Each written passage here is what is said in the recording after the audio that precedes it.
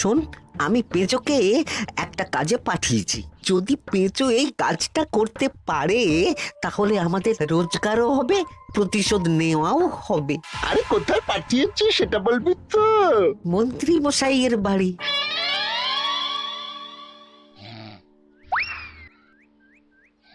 এই তো সুযোগ, একদম পরিষ্কার হাতটা দেখা যাচ্ছে। এবার আমার শিল্পী হাতের কাজটা দেখাই।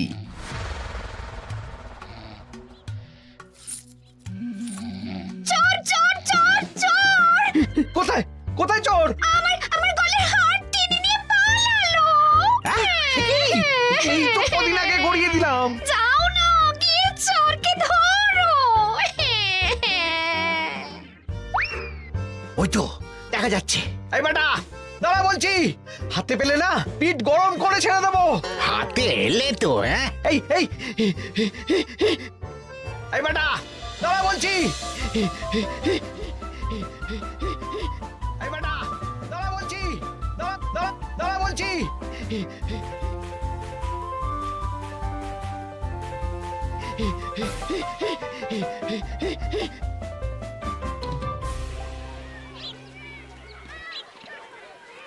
দুপুরে একটু খেয়ে ঘুমোবো, তার জন্যই। দাদু খেলতে চলো, খেলতে চলো। কি দাদু, প্রস্তুত তো? হ্যাঁ হ্যাঁ, প্রস্তুত প্রস্তুত।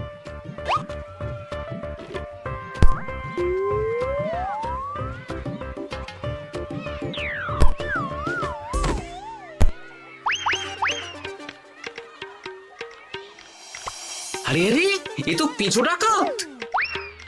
ধরো বেটাকে, ধরো ধরো। আমার গিন্নির গয়না চুরি করে পালাচ্ছিল, ওর ট্যাকেই পাওয়া যাবে। ধরো। এটা মন্ত্রী মশাই, হ্যাঁ এটা। চোর ধরা পড়েছে, এটাই বড় কথা। শুনুন, এখন একে রাজবাড়ি নিয়ে যাই, কাল এর বিচার হবে।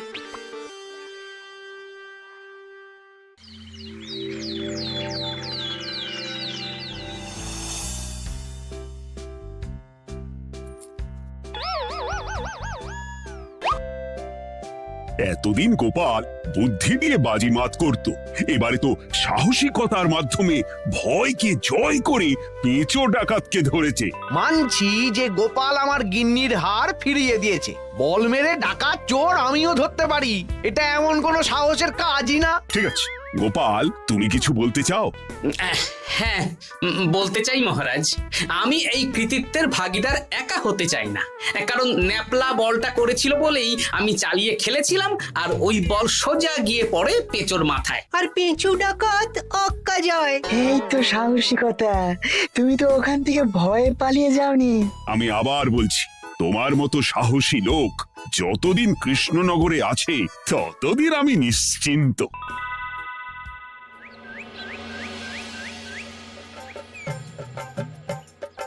বলি সারাদিন আমি সংসার ঠেলছি আর আরেকজন খাচ্ছে যাচ্ছে ঘুরে বেড়াচ্ছে। গিন্নি, তুমি কি আমার কথা বলছো? আমি আর কার কথা বলতে পারি শুনি? না, আমি ছাড়া তোমার আর কেউ নেই, তুমি ছাড়া আমারও আর কেউ নেই। এই নাও সখী, শুধু তোমার জন্য। কি সুন্দর ফুলের তোড়া, এটা আমার জন্য এনেছো? হ্যাঁ গো, তুমি কি আমার উপর রাগ করে আছো গিন্নি? তাহলে বলো, অন্য কাউকে দেব? এই এই এই, আমি ছাড়া আর কাকে তুমি ফুলের তোড়া দেবে শুনি? না, ভাবলাম তুমি হয়তো রাগ করে আছো। না না না না, ও কিছু না। এই তো বাইরে গরম না, এই তুমি বসো বসো, আমি শরবত করে দিচ্ছি।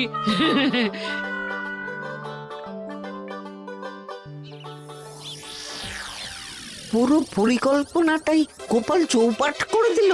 এবার তাহলে কি করবি? ভাবতে হবে, ভাবতে হবে। পেঁচো ধরা পড়েছে বলে তো আর আমরা হাত পা গুটিয়ে বসে থাকতে পারি না। না, ঠিক বলেছিস, অন্য কিছু একটা করতে হবে। গোপাল গোপাল গোপাল, এই গোপাল আমার কপালটা পুড়িয়ে দিল। সবার সামনে মহারাজ গোপালকে পুরস্কার দিচ্ছে। উফ, তোমার মনে এখনো অস্বস্তিটা কিসের? সমস্যাটা কোথায়? আমিও তো এরকমই একটা সুযোগ খুঁজছিলাম, যেখানে গোপালের মতন একটা সাহসিকতার কাজ করব, আর মহারাজ আমার প্রশংসায় পঞ্চমুখ হয়ে উপহার দেবেন, আর সবাই হাততালি দেবে। মহারাজকে গিয়ে বলো, গোপাল সামান্য একটা বল মেরে সাহসিকতার সম্মান পেয়ে গেল, তুমিও একটা কিছু করে দেখাতে চাও? ঠিক বলেছো, আমাকেও এরকম কিছু একটা করে দেখাতে হবে। হাত গুটিয়ে বসে থাকতে পারবো না। হ্যাঁ হ্যাঁ, এমনিতেই ইদানিং তুমি 4 হাত থেকে 2 হাত হয়েছো। কি বলতে চাইছো কি তুমি? আসলে এতদিন তোমার আরো 2টো হাত বটা আর ঘটা তোমার সাথে তালে তাল মিলিয়ে কাজ করতো, এখন তো ওরাও নেই। নেই না, ওই আপদ দুটোকে বিদেয় করে দিয়েছি। হ্যাঁ, দিন দিন লোভ বাড়ছিল, জীব লম্বা হয়ে যাচ্ছিল। বেশ, তাহলে কালকে মহারাজকে বললো তোমার মনের কথা। কালকেই বলবো।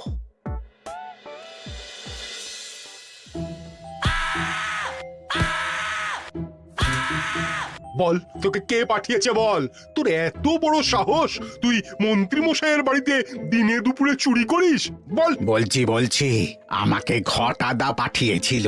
মন্ত্রী মশাইয়ের দল থেকে বেরিয়ে বটাদা আর ঘটাদা একটা নতুন দল খুলেছে, আমি ওই দলে যোগদান করেছি। আচ্ছা, এই ব্যাপার। বেটাদের একবার হাতে পাই।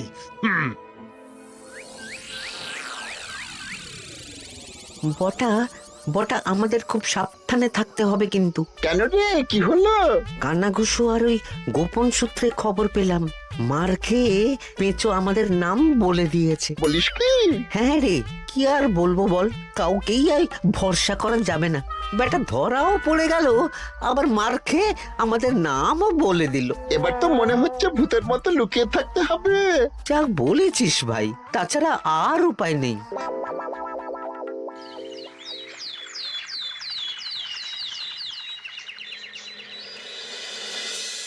মহারাজ, আজ আমি সুবিচার চাই মহারাজ। কেন মন্ত্রী মশাই, আপনার উপরে আবার অবিচার কখন হলো? হ্যাঁ মন্ত্রী, তুমি কি সুবিচার চাইছো বলো? আমাকে সাহসিকতা দেখানোর সুযোগ দিলে আমিও গোপালের মতন ওরকম ঢের ঢের উপহার আনতাম। আচ্ছা, সুযোগ কি বলে কয়ে আসে? সেসব আমি জানি না।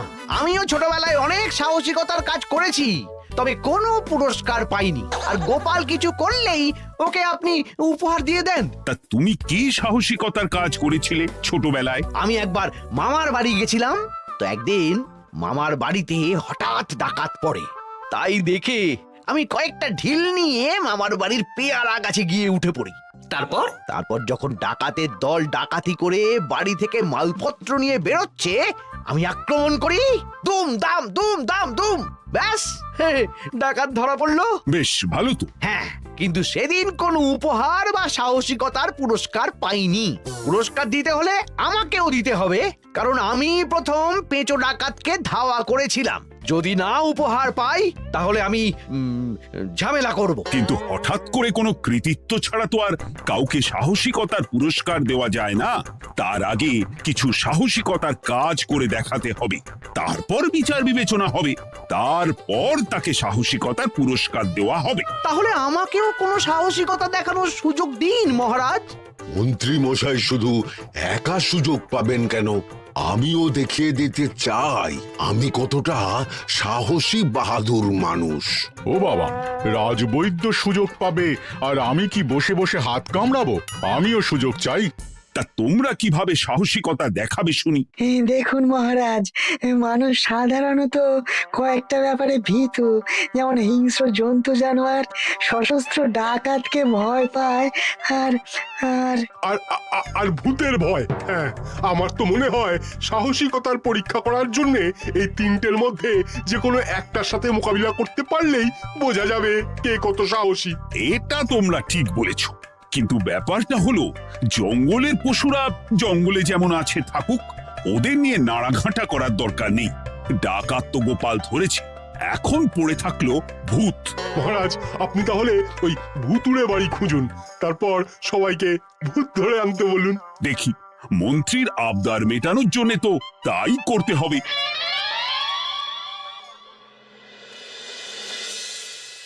আজকে এটা কি রান্না করেছো বলো তো? ছোলা আর আলু দিয়ে তরকারি, ঝটপট খাবারটা খেয়ে নাও তো দেখি। হ্যাঁ, আচ্ছা, ছোলা আলুর তরকারি দিয়ে শুকনো রুটি খাওয়া যায়? হ্যাঁ, বেশি বায়না না করে যা রান্না হয়েছে তা খাও তো বাপু, খেয়ে গায়ের শক্তি বাড়াও। কদিন পরে তো ভূতের সাথে লড়াই করতে হতে পারে। হ্যাঁ, ধুর ভূত, ওসব ভূত প্রেতে আমি ভয় পাই না, বুঝলে?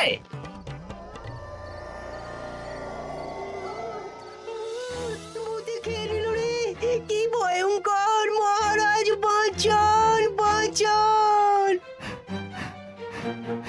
মহারাজ উপরে পায়চারি করছেন, কোথায় ভূত? আমি মহারাজের সঙ্গে দেখা করতে চাই। আচ্ছা আচ্ছা, উপরে যান।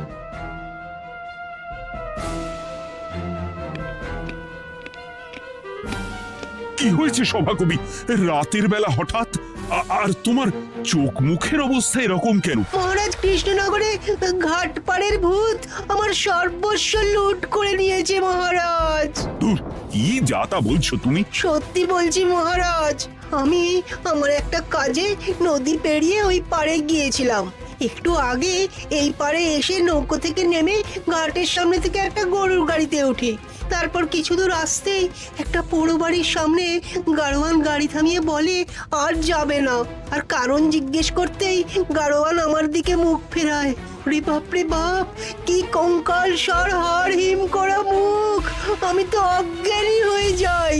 কিছুক্ষণ পর জ্ঞান ফিরলে দেখি আমি রাস্তায় পড়ে আছি, আর আমার সাথে থাকা থলেটাও নেই। তাহলে বলতে চাইছো তোমার থলে ভূতে চুরি করেছে? সেসব আমি জানি না মহারাজ, কিন্তু আমি আমার থলে ফেরত চাই, আর ওই ভূতের শাস্তিও চাই। দিন না। এই সেরেছে, আজ সকালেই রাজসভায় ভূত নিয়ে আলোচনা হলো, আর রাতেই ভূত দেখা দিল। এবার ভূতকে আবার কে ধরবে? মহারাজ, আমার থলেতে অনেক দামি জিনিসপত্র ছিল। ঠিক আছে সভাকবি, তুমি এখন বাড়ি যাও, আমি দেখছি কি করা যায়। এই সুযোগে মন্ত্রী, জ্যোতিষী, পণ্ডিতদের সবার একবার করে সাহসিকতার পরীক্ষা নিয়ে নেব।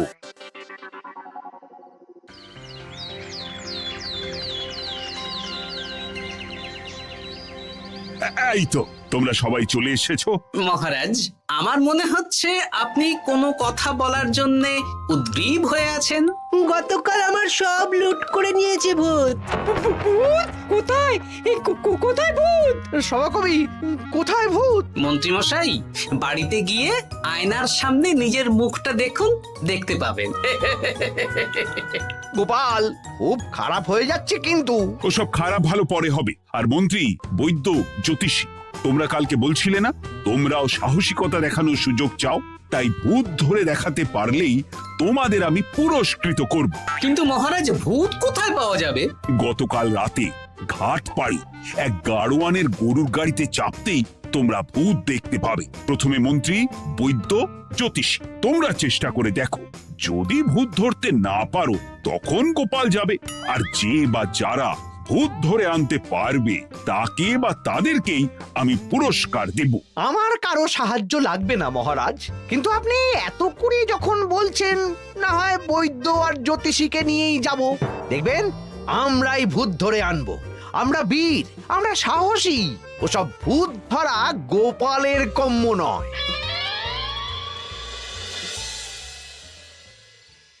কি মনে হচ্ছে মন্ত্রী মশাই, আমরা আমরা ওই ভূতের দেখা পাবো? আমার কিন্তু হালকা হালকা ভয় করছে, যদি কিছু সর্বনাশ হয়ে যায়। আরে এসব ভূত প্রেত কিচ্ছু নেই। এত ভয় পেলে চলবে না রাজবৈদ্য মশাই। ভূত ধরতে পারলেই পুরস্কার, শুধু ভগবানের নাম গান করুন। ওই তো একটা গরুর গাড়ি দেখা যাচ্ছে। মহারাজ তার মানে এর কথাই বলছিল। হ্যাঁ, আর তো অন্য কোনো গরুর গাড়ি দেখতেও পাচ্ছি না। এই যে ভায়া, কৃষ্ণনগর রাজবাড়ি যাবে? হ্যাঁ যাবো, 2 মোহর লাগবে কিন্তু। 2 মোহর একটু কম করুন না। আচ্ছা ঠিক আছে, 3 জনে 1 মোহর দেবেন, আর কমাবো না। তাড়াতাড়ি বসুন।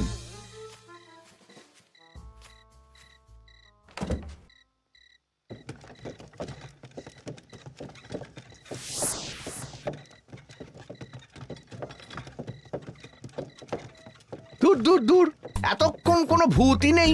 সভাকবি যে কি দেখে ভয় পেয়েছে কে জানে। অকারণে 1 মোহর লোকসান। সত্যি আমরা অকারণে সাহসিকতার পরীক্ষা দিতে এলাম।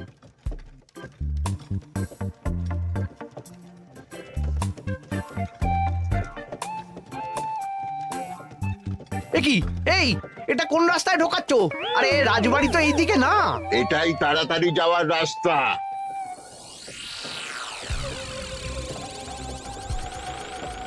গাড়ি আর যাবে না।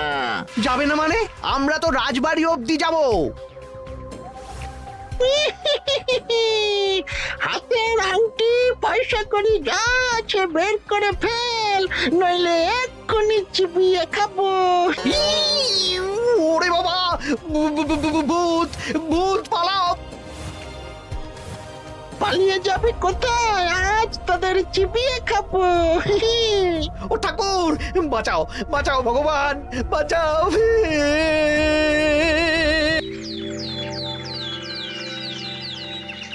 মহারাজ মহারাজ, আমাদের লুট করে নিল। ভূত আমাদের সর্বনাশ করে দিল, বাঁচান। তার মানে তোমরা তিনজন মিলেও ভূত ধরতে পারোনি? ছি ছি ছি ছি ছি, এই তোমাদের সাহস! আমরা কি করে জানবো মহারাজ যে আসল ভূত আছে? গোপাল, ব্যাপারটা কিন্তু খুবই সমস্যার। এরকম পর পর রাতে দুটো ভুতুড়ে ঘটনা হলো। তুমি দেখো না যদি কিছু করতে পারো। আচ্ছা মহারাজ, দেখছি।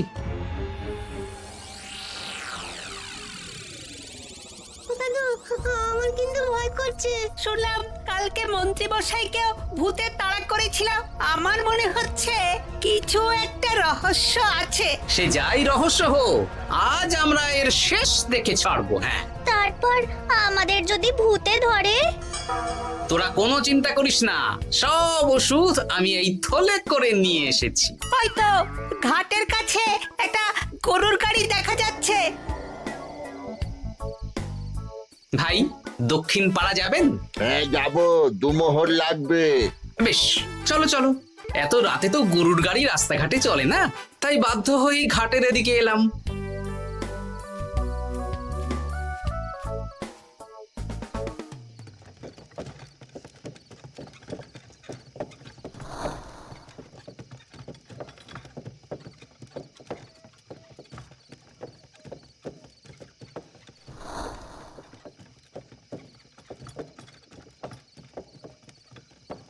আচ্ছা, অন্য গলিতে নিয়ে আমাদের ভয় দেখানোর মতলব? হ্যাঁ, ঠিক আছে, এগুলো চুপি চুপি চাপিয়ে নে, আমিও পড়ছি।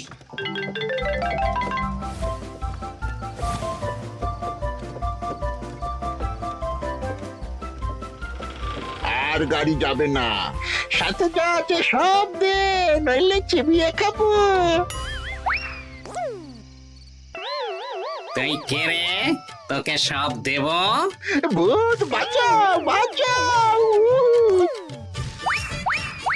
তুই কি ভেবেছিস? তুই নকল ভূত সেজে লোকেদের ভয় দেখাবি, আর আমরা চুপচাপ বসে থাকবো? তোর পাপের ঘোড়া পূর্ণ হয়েছে, আজ কেউ তোকে বাঁচাতে পারবে না। এবার মজা সামলা। চলে গেল রে, চলে গেল রে, সাড়ে চলে গেল। কি চুল করছিস বাচ্চা? তুই আয়। চলে গেল রে, চলে গেল রে, সাড়ে চলে গেল। এই ঘটাকে ডাকছিস মানে? তুই মানুষ বটা। ওরে বাবা রে, বাঁচা! তোদের ধরে নিয়ে যাব, কাল সকালে বিচার হবে।